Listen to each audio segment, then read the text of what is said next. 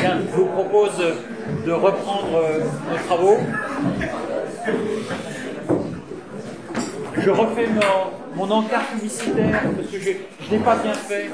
C'est donc le sens fondamental de soi et ses troubles, avec pour sous-titre Plaidoyer pour une psychothérapie des psychoses. Et c'est un ouvrage donc coordonné par Michel Génard.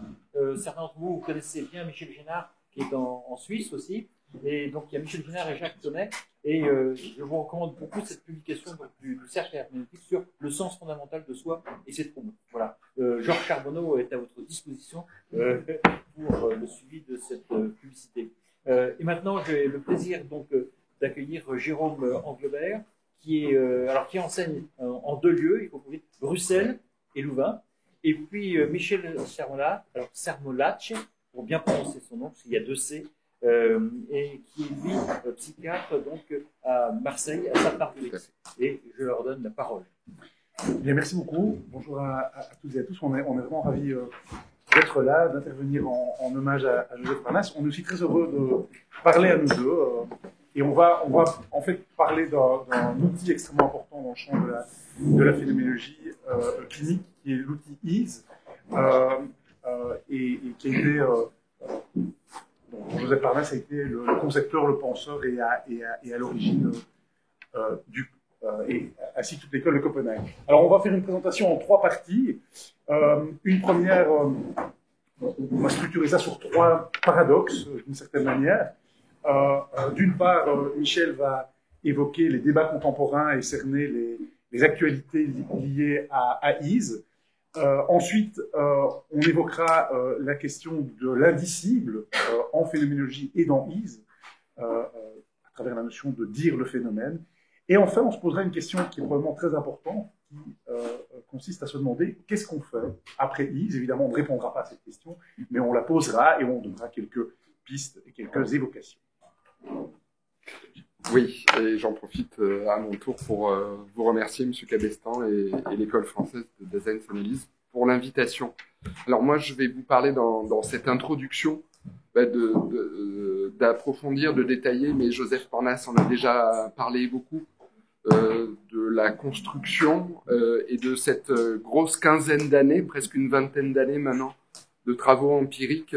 Il y a voilà, ça saute un peu la présentation, mais ou une ESN, une stimulation lumineuse intermittente. Et donc l'idée, c'est de faire un petit point d'étape. Alors peut-être un point d'étape très personnel.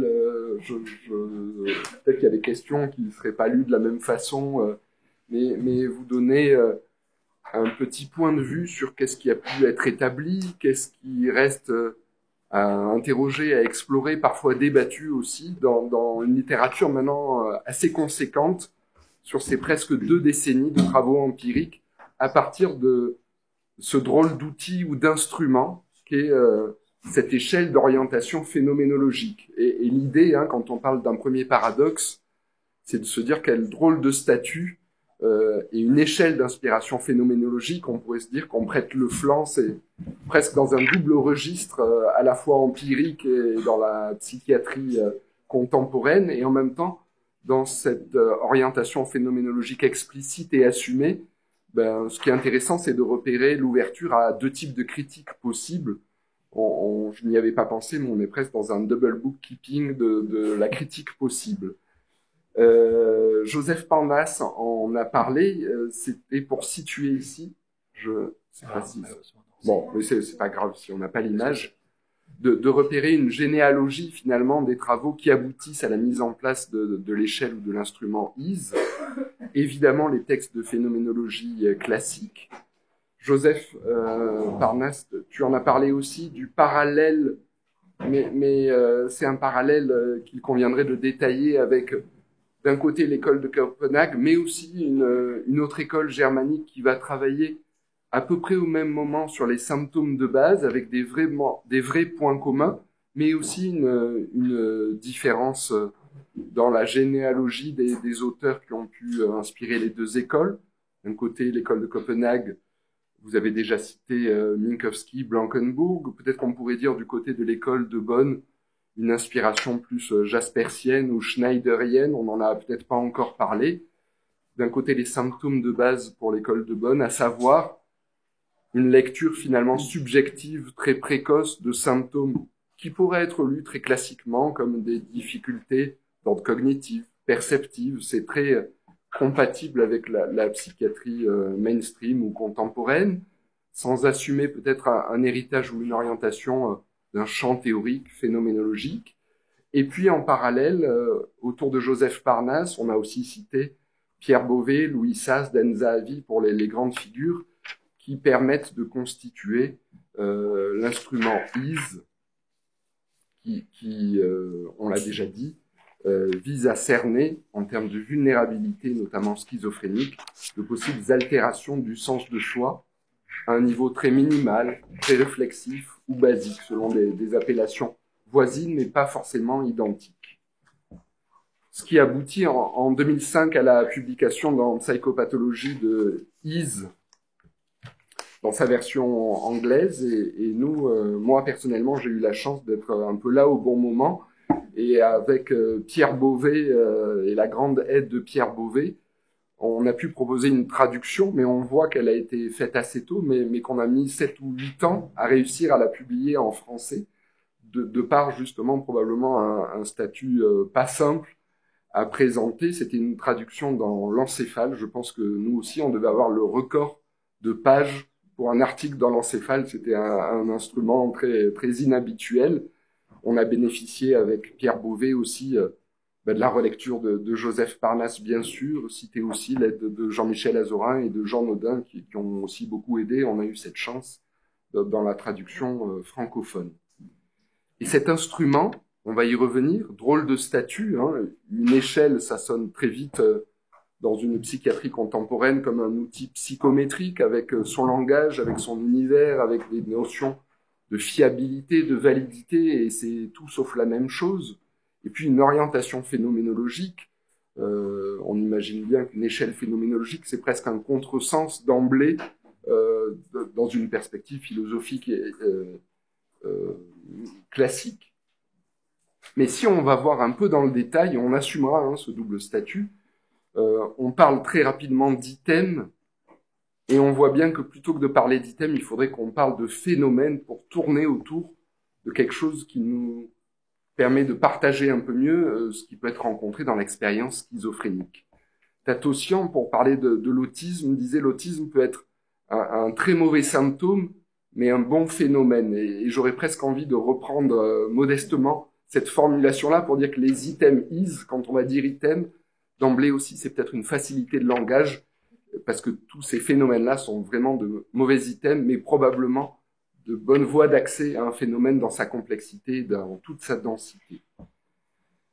Regardons dans le détail, dans cet instrument, qui est divisé dans 5 grandes thématiques. Le premier domaine, là, on ne va pas les détailler tous, il y a près d'une 60aine de phénomènes ou d'items. Premier domaine qui va concerner la cognition, les troubles de la pensée, du cours de la pensée. Un deuxième domaine, peut-être le plus spécifique dans son originalité, dénommé troubles de la conscience de soi et de la présence. Un troisième domaine qui rassemble différents phénomènes qui ont trait aux expériences corporelles. Un quatrième domaine sur les troubles de la démarcation de soi ou le transitivisme. Et enfin, un cinquième domaine qui pourrait être considéré comme assez différent en termes de réorientation existentielle, avec notamment tout ce qui peut avoir attrait aux expériences à type de solipsisme. Je ne veux pas aller dans plus de détails et on est à votre disposition pour rediffuser cet instrument dans sa traduction française si cela vous intéresse. Et le PowerPoint, bien sûr. Voilà. L'idée, c'était aussi de dire quelques mots sur...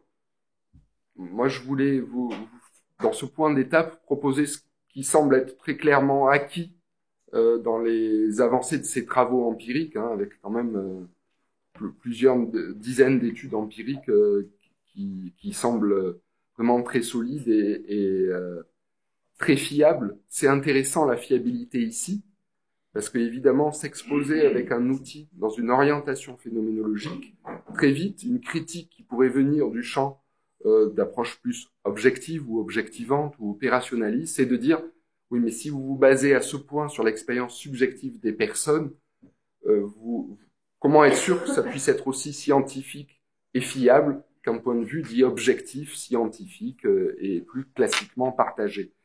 Et donc, il y a un premier champ technique dans les résultats des travaux qui est quand même sur une approche presque des propriétés psychométriques, à savoir de pouvoir montrer qu'en termes de fiabilité, dès lors que on accepte une formation de quelques jours et d'aller dans un champ théorique, on ne peut pas être athéorique ici, mais il y a une fiabilité sur des outils très scientifiques et très partagés, la fiabilité interjuge par exemple, et en fait, dès lors qu'on s'entraîne ensemble et qu'on arrive à partager qu'est-ce qu'on va dire de tel ou tel phénomène clinique, ben on obtient une fiabilité qui est tout à fait comparable et parfois même, on n'ose pas trop le dire, mais des fois même un peu supérieure à d'autres travaux dits objectifs et qui en fait réinterrogent assez peu ces notions de fiabilité. Donc, on pourrait dire que dans tout ce qui a déjà été acquis dans les travaux sur Ease, ben, un premier pari que je crois on peut dire gagner, c'est vraiment cette idée d'un outil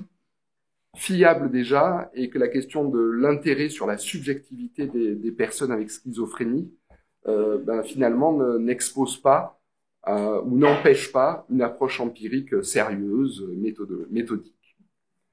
Deuxième champ, peut-être sur des résultats qui semblent aussi très acquis et très fiables, c'est toute la question, et Joseph Pannaras en a parlé dans sa présentation, d'une spécificité de ces troubles du choix dans le champ de l'expérience schizophrénique versus d'autres types d'expériences, par exemple psychotiques, qu'on pourrait rencontrer si on traverse une mélancolie délirante, une manie délirante ou des troubles psychotiques chroniques non schizophréniques. On n'ose pas dire de paranoïa ou de psychose paranoïaque, mais je crois qu'on peut dire le terme, même s'il disparaît de nos DSM dans les versions les plus récentes. Et donc cette histoire de spécificité des troubles du choix dans le champ de l'expérience schizophrénique, c'est tout de même intéressant et je crois qu'il faut qu'on souligne que c'est très à contre-courant des tendances les plus actuelles à une époque où depuis une dizaine d'années, on voit bien le poids des approches dites transdiagnostiques, où on va pouvoir rendre équivalentes certaines expériences, par exemple l'hallucination, pour reprendre ce que tu as présenté Annick tout à l'heure.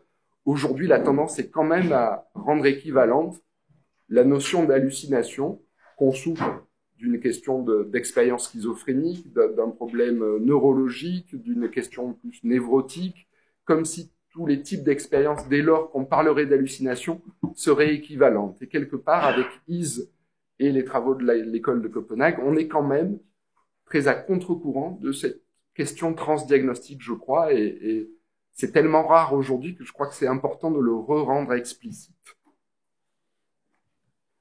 Toujours pour faire un panorama très très rapide et un peu caricatural des résultats et de ces confirmations empiriques à propos des travaux sur Ease, il y a aussi tout un champ très important sur le parcours, la trajectoire dans toute sa variabilité, dans toute son hétérogénéité lorsqu'on va présenter une expérience schizophrénique. Et les travaux sur Ease arrivent à montrer de manière assez forte à quel point c'est présent très très tôt, dès les étapes les plus initiales, y compris en termes de vulnérabilité, avant qu'on puisse parfois parler de diagnostic de schizophrénie. On peut parler ici des troubles à type de schizotypie ou des sujets à ultra haut risque, comme c'est très à la mode dans les programmes d'intervention précoce, dès le premier épisode de schizophrénie, mais avec aussi, de l'autre côté de l'évolution, une stabilité assez importante au cours du temps. Et on commence à avoir désormais, c'est ce que vous avez montré avec les travaux empiriques danois et pas que, qu'il y a une stabilité, y compris dans des formes plus chroniques, dans des évolutions. Désormais, on est entre 5 et 10 ans d'un vrai recul sur une stabilité assez importante de cette question des troubles du choix dans l'expérience schizophrénique.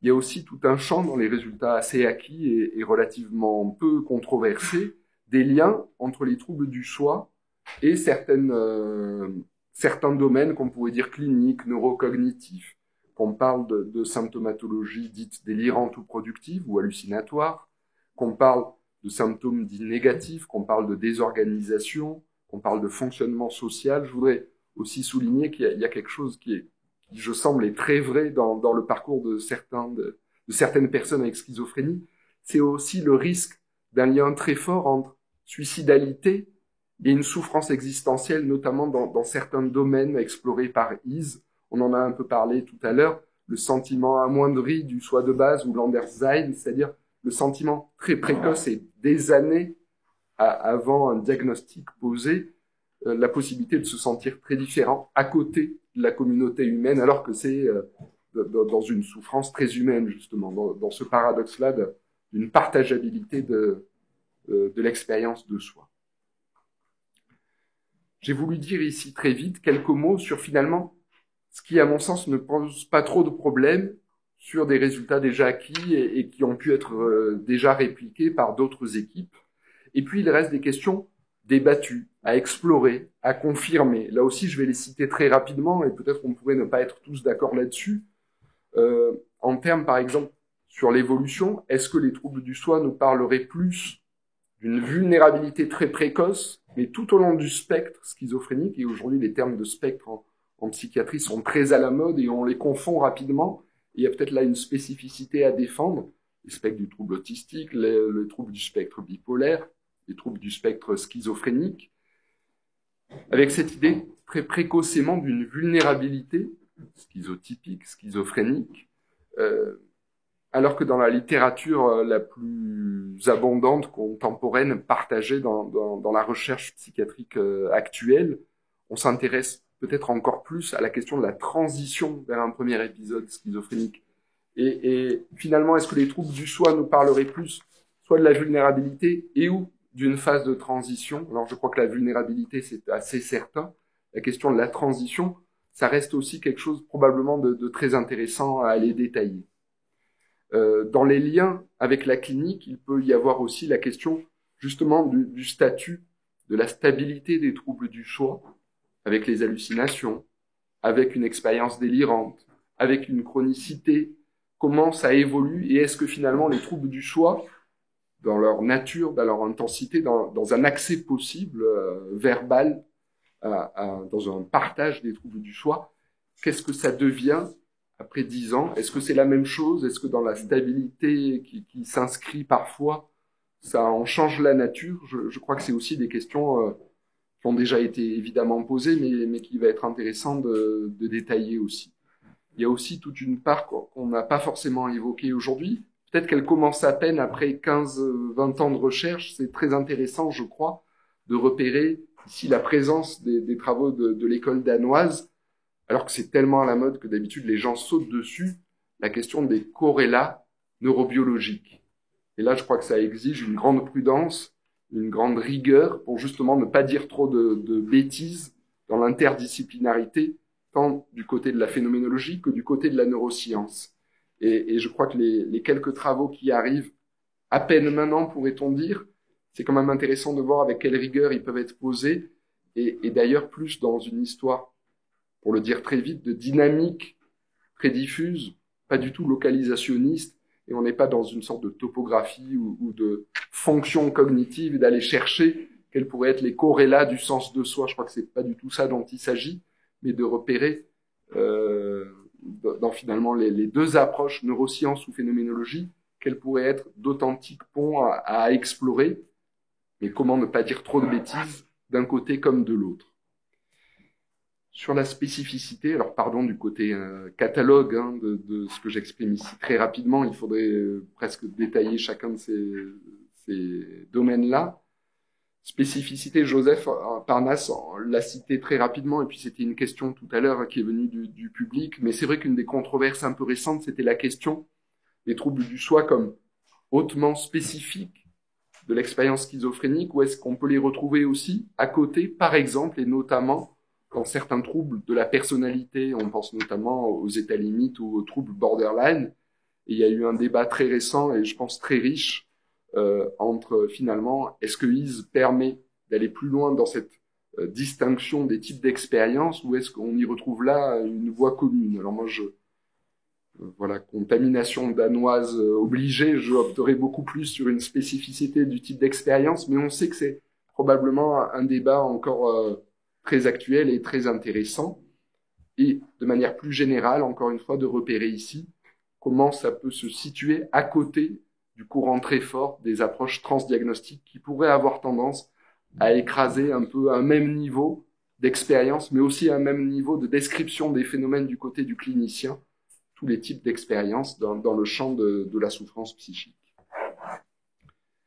Et puis, j'en ai presque terminé pour cette première partie.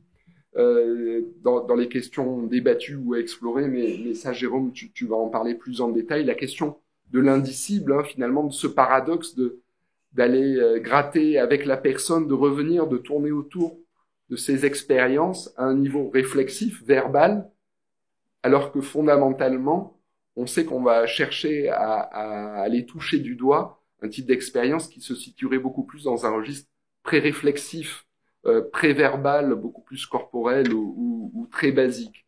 Et il y a ici probablement un paradoxe de l'indicible, mais ça, je te laisse cette partie-là. D'autres questions encore, hein. Évidemment la question des liens entre le sens de soi et l'intersubjectivité et le rapport au monde, et ça c'est aussi quelque chose, si on met l'accent sur les troubles du soi, évidemment ça ne veut pas dire qu'on oublierait la question du lien avec autrui, de l'intersubjectivité tout d'abord, mais il faut bien commencer quelque part, donc peut-être que la réponse la plus facile à cette question-là, c'est de dire oui, il faut commencer quelque part, et donc avec les troubles du soi, mais on voit bien que lorsqu'on parle de soi, impossible de ne pas évoquer la question du rapport à autrui. Et puis, je finirai là-dessus, la question des pistes thérapeutiques, mais là aussi, c'est plus une transition avec ta partie, Jérôme, et la question de si on se situe à un niveau très pré-réflexif ou basique des expériences de soi, on sait aussi que dans l'inspiration phénoménologique des travaux en psychiatrie sur la schizophrénie, il y a aussi toute la question de la narrativité. Et c'est intéressant de repérer comme la phénoménologie peut nous apporter un regard des outils, des instruments, sur finalement deux moments presque qui pourraient sembler à l'opposé, hein, un niveau très basique minimal, et de l'autre côté, la question de la narrativité de l'expérience. Et finalement, comment passer ou lier ou passer d'un niveau à un autre. Et là aussi, je crois que je ne veux pas aller forcément plus loin. C'est des thématiques qui vont être reprises tout à l'heure, notamment avec l'intervention de Tudy Gauzet. Pour conclure, peut-être de se dire un instrument en double statut, hein, probablement de très mauvais items, mais justement parce qu'on n'est pas dans une approche critériologique où on pourrait imaginer que des items dans une échelle seraient tous indépendants les uns des autres, et ce qui est probablement la richesse de l'instrument ISE, c'est beaucoup plus de repérer à quel point ces différents accès à un phénomène ou à des phénomènes, mais qui tournent autour d'une expérience commune, hein, du trouble générateur, selon Minkowski, en gros, ce double statut très, très paradoxal d'un instrument qui peut être audible dans la psychiatrie contemporaine, mais un peu façon cheval de Troie, parce que finalement, c'est quand même une relecture très classique de ce qu'ont pu apporter des auteurs phénoménologiques, et pour les reciter, Tatossian, Minkowski avant et Blankenburg, sur l'idée d'une approche finalement plus typologique que critériologique. Double instrument, double registre et double critique, donc hein, la critique la plus commune, c'est celle peut-être du champ des sciences cognitives ou des neurosciences, mais il y a aussi une critique, et ça pourrait être intéressant d'en discuter ici, plus d'ordre philosophique, parce que c'est aussi probablement d'emblée un contresens que de dire un outil comme ça d'inspiration phénoménologique, est-ce que c'est authentiquement de la phénoménologie philosophique ? Et généralement, moi je me défends dans ces moments-là, mais je pense qu'on pourra en discuter ensemble, de se dire que finalement ce qui nous oriente là-dedans, c'est avant tout la clinique, plus que un parti pris d'emblée qui serait une orientation théorique d'abord ou pas. Mais je vais peut-être te passer la parole pour pas m'étaler trop. Merci. Merci Michel. Et donc moi je vais aborder avec vous cette question de l'indicible de manière plus précise, et cette idée de dire le phénomène, et au fond de mettre en évidence que faire ISE, administrer ISE avec un patient, c'est en réalité un défi. Et je vais commencer par une citation de Joseph Parnasse dans l'échelle ISE. Beaucoup de ces expériences sont de nature pré-réflexive. Elles ne font pas l'objet d'une attention thématisée, mais constituent plutôt l'arrière-fond général de la conscience.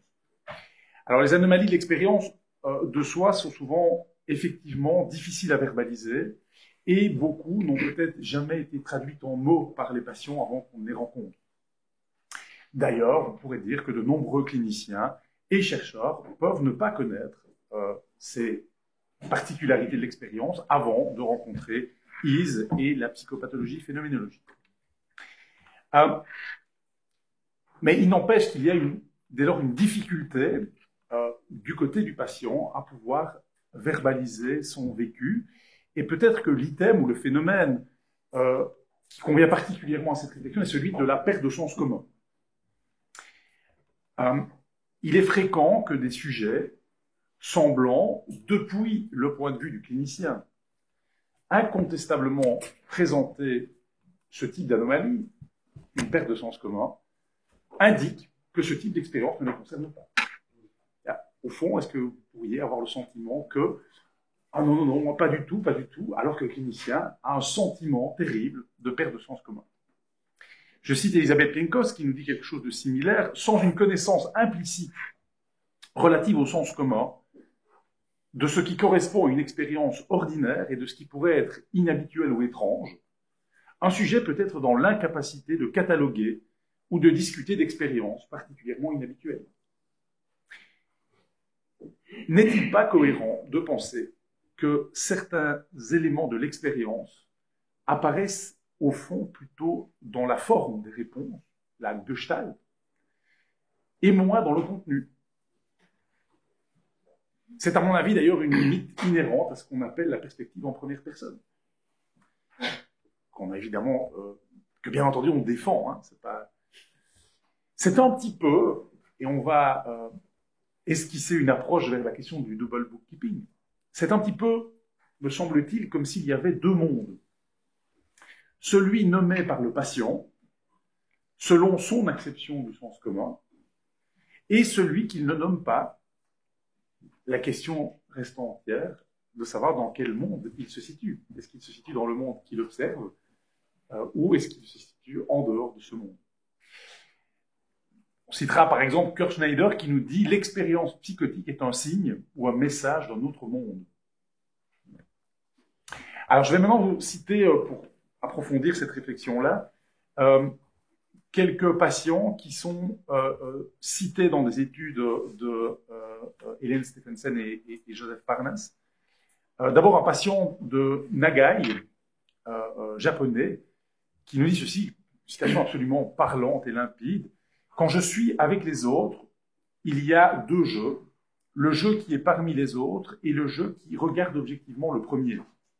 Peu importe combien je suis absorbé dans quelque chose, il y a toujours un jeu qui regarde de l'extérieur de façon désengagée. Ce jeu extérieur est toujours en train de me gérer et de me contrôler. Même lorsque je parle avec d'autres, le soi extérieur écoute leurs paroles et les rapporte au soi intérieur. Après l'avoir écouté, le soi intérieur commence à parler. C'est quand même un degré de sophistication de l'autocompréhension très impressionnant. Dans la même logique, hein, cette cohabitation de deux mondes, donc là c'est un patient cité dans l'étude de Parnas et Eriksen en 2016, il y a deux mondes, il y a le monde irréel qui est le monde dans lequel je suis et dans lequel nous sommes, et puis il y a le monde réel, la seule chose qui est réelle dans le monde irréel est mon propre soi. Et dernière citation, alors ici, de Stephenson et Parnas, qui commentent ces éléments-là. Un bon nombre, si ce n'est la majorité des patients atteints de schizophrénie, semblent vivre simultanément dans deux mondes différents ou dans deux dimensions ontologiques différentes. Et j'étais très attentif à la remarque de Bernard Pachou tout à l'heure qui disait, mais peut-être que la notion de double bookkeeping, de double compatibilité n'est pas la plus heureuse, elle ne convient peut-être pas parfaitement. Moi, j'avais été fort marqué dans... alors, comme d'autres, je suis un peu sartrien, et Sartre a un concept pas très connu dans l'idée de la famille qui s'appelle la désituation, qui est un concept qu'il attribue à Flaubert, et il dit de Flaubert qu'il est dans la désituation parce qu'il est dans un autre monde pour pouvoir voir le monde et le contempler. Et j'ai l'impression qu'il y a quelque chose dans la description de ce que Sartre fait de Flaubert, de cette situation étonnante, parce que quand on est désitué, on est forcément dans une autre situation aussi. Je crois qu'il y a quelque chose d'assez pertinent de ce point de vue-là. Ce sera ma présentation, vous l'avez compris, est très clinique, et donc je vais encore vous citer un patient qui me semble vraiment aller dans le sens de cette logique-là, de cette argumentation-là, et puis je vous citerai après en étonnant patient, vous verrez. C'est Laurent, lors d'un entretien à IS, qui me dit ceci. Vous savez, il y a plusieurs réalités, plusieurs univers. Il y a la réalité de la pensée, il y a la réalité de l'existence. Alors je lui demande, vous avez le sentiment d'être dans l'une au détriment de l'autre? Et après un long silence, il me dit, mais personne ne peut être dans les deux réalités. Soit on est un spectateur, soit on est un acteur. Depuis ma schizophrénie, je suis souvent spectateur. Je trouve que le mot souvent est d'ailleurs intéressant. Un peu en dehors de l'univers où sont tous les autres, là où tous les autres habitent. Ce n'est pas que je ne les comprends pas, je les comprends mieux. Et ce patient étrange s'appelle Marcel Proust. Dans À la recherche du temps perdu, du côté de Guermantes, nous sentons dans un monde, nous pensons et nous nommons dans un autre. Nous pouvons entre les deux établir une concordance, mais non combler l'intervalle. Et ce sera la dernière partie de ce qu'on veut vous dire, c'est qu'on va essayer de voir comment combler l'intervalle avec nos patients. Pour le dire autrement, à quoi cliniquement sert IS? C'est une vraie question. D'un point de vue recherche, c'est évident, mais d'un point de vue clinique, pourquoi est-ce qu'on fait IS avec nos patients? Pourquoi est-ce que c'est pertinent de le faire dans la relation avec nos patients? Est-ce que IS peut nous aider à combler cet intervalle? Alors, et je m'excuse, mais je vais de nouveau donner la parole aux patients, une patiente qui s'appelle Samia, à qui on a administré IS, qui répond ceci à la fin de l'entretien. On lui demande si elle a quelque chose à rajouter. Et elle dit ceci: ça m'a fait du bien. C'est bien de parler comme ça. Vous savez, elles ne sont pas bizarres, vos questions. Enfin, pas pour moi. En fait, on ne m'a jamais demandé ces choses-là. Ça m'aide parce que les questions que vous vous posez, je me les pose aussi. Et Attila, je ne suis pas schizophrène, j'en ai toujours été convaincu. Mais ce dont vous me parlez, à travers vos questions, cette perte de l'évidence, cette hyper-attention aux choses du monde, la grande sensibilité dont nous parlons, cela correspond à ce que je vis. Si c'est ça la schizophrénie, je veux bien en discuter. Et Attila est dans la psychiatrie depuis une quinzaine d'années, et la psychiatrie moderne l'appelle un individu anosognosique, qui ne reconnaît pas la pathologie, et voilà une ouverture. Pour synthétiser, les patients indiquent que personne ne les avait jamais interrogés sur ces aspects-là, qu'ils estiment pourtant importants, voire fondamentaux dans leur vie. Ils peuvent parler de soulagement, soulagement de savoir qu'ils ne sont pas les seuls à vivre ces expériences et que celles-ci ont déjà été décrites par d'autres. On pourrait dire que pour le clinicien, être familier avec ces aspects significatifs de l'expérience du patient renforce la relation thérapeutique et permet aux deux protagonistes de co-construire un savoir à propos du vécu du patient. Fondamentalement, pourrait-on dire, en plus de découvrir des choses à propos du vécu du patient, IS me semble permettre au clinicien de montrer au sujet schizophrène qu'il est en mesure de le comprendre.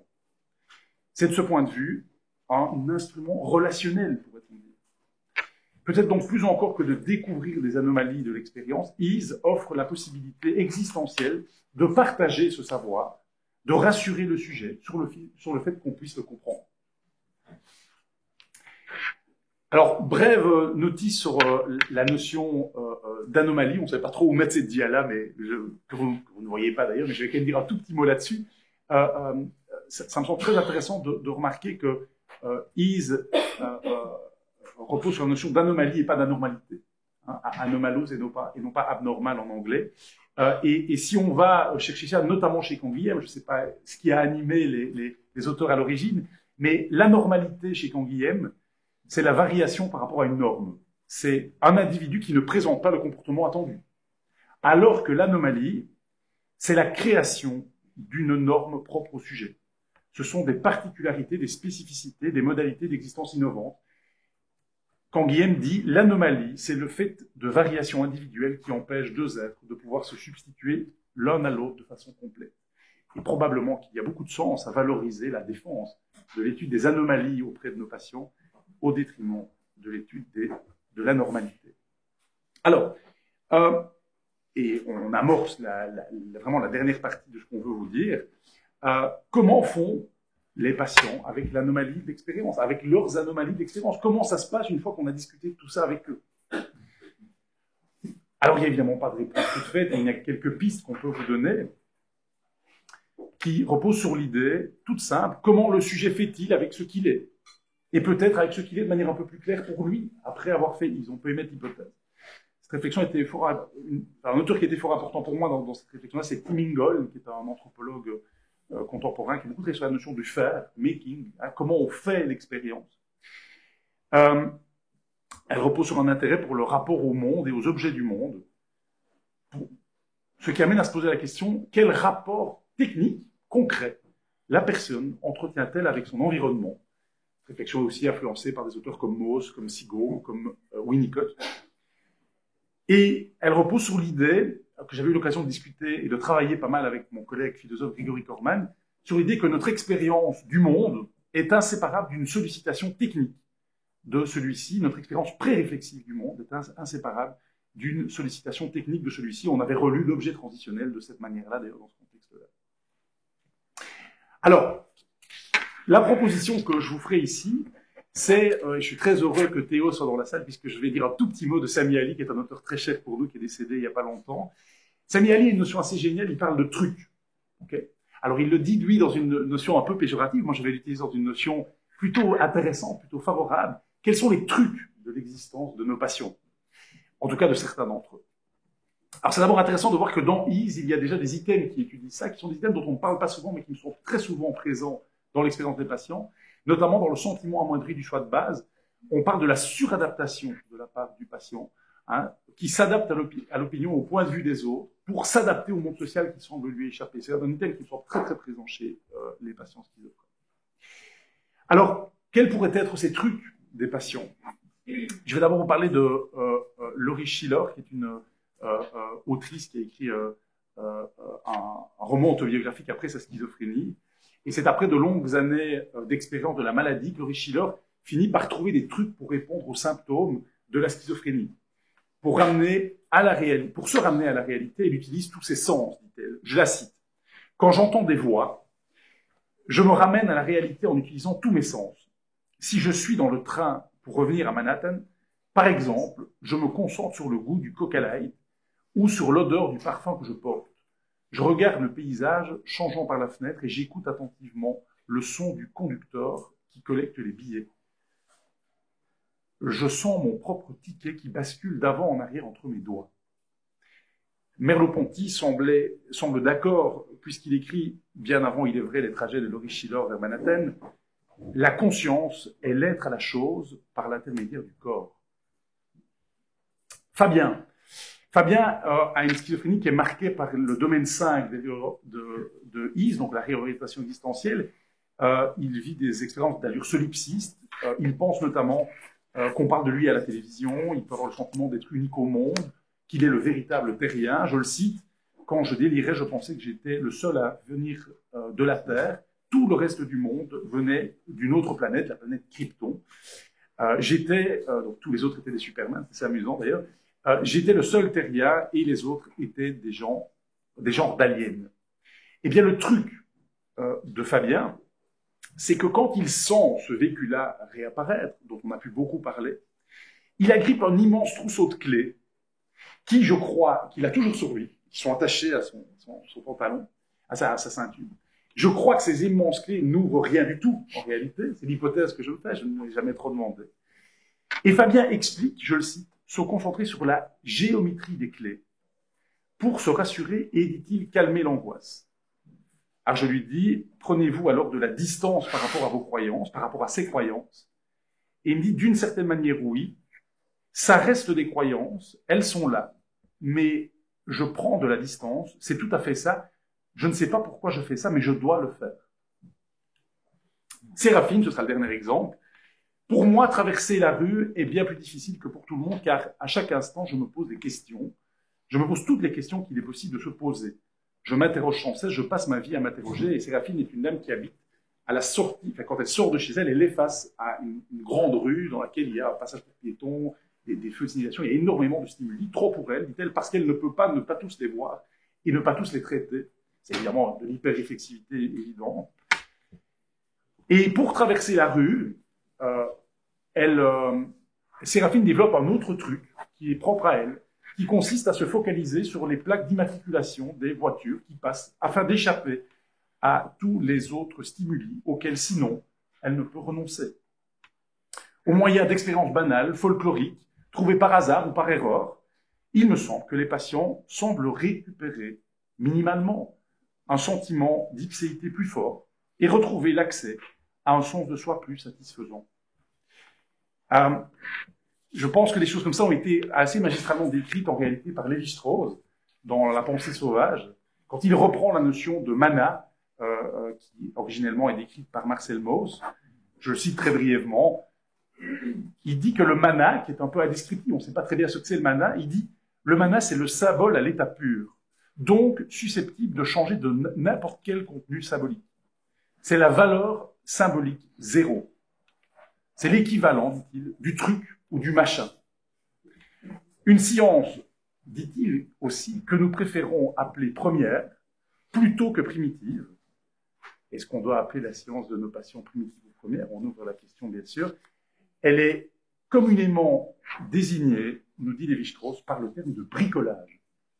La règle du jeu est de toujours s'arranger avec les moyens du bord, dit Lévi-Strauss, parce que la composition de l'ensemble n'est pas en rapport avec le projet du moment, ni d'ailleurs avec aucun projet particulier, mais elle est le résultat contingent de toutes les occasions qui se sont présentées de renouveler ou d'enrichir le stock, ou de l'entretenir avec les résidus de construction et de destruction antérieure.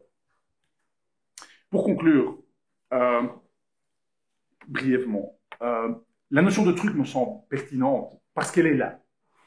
Je rappelle que le trucage, c'est un procédé employé au cinéma pour produire une illusion, un effet spécial, mais aussi le bruitage, qui est une reconstitution artificielle de bruits qui doivent accompagner l'action.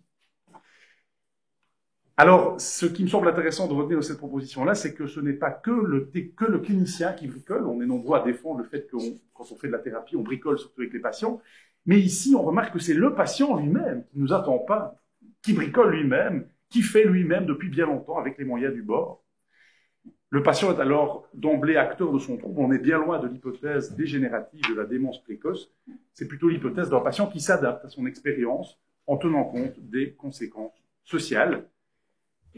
Alors ça me semble être plus une pratique du truc, c'est-à-dire pré-réflexive et naïve, qu'une stratégie de coping, comme on pourrait peut-être l'appeler dans d'autres lectures de la psychologie, qui aurait tout de suite une dimension cognitive, intentionnelle, causale. Je crois que ce serait une erreur. Alors, évidemment, de nombreuses questions s'ouvrent. Comment combler l'intervalle? Faut-il provoquer les trucs, les rechercher, les questionner? Je ne sais pas, mais je dirais en tout cas qu'il faut faire attention parce que bricoler avec trop de maîtrise et trop de protocoles, ce n'est probablement plus bricoler.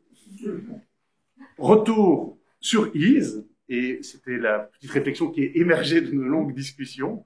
Au fond, on a utilisé Ease en vous parlant tantôt d'Ease comme un outil ou comme un instrument. Je pense que l'outil, c'est intéressant. On voit tout de suite ce qu'il renvoie. J'avais un vieux professeur et la discussion a émergé, notamment elle s'est terminée ce matin. Donc, j'avais un vieux professeur qui, à l'université de Louvain, disait que il aimait mieux le mot instrument parce qu'un instrument, on peut quand même jouer avec. Hein, c'est la métaphore musicale et on peut y jouer à plusieurs. Voilà. Merci pour votre attention.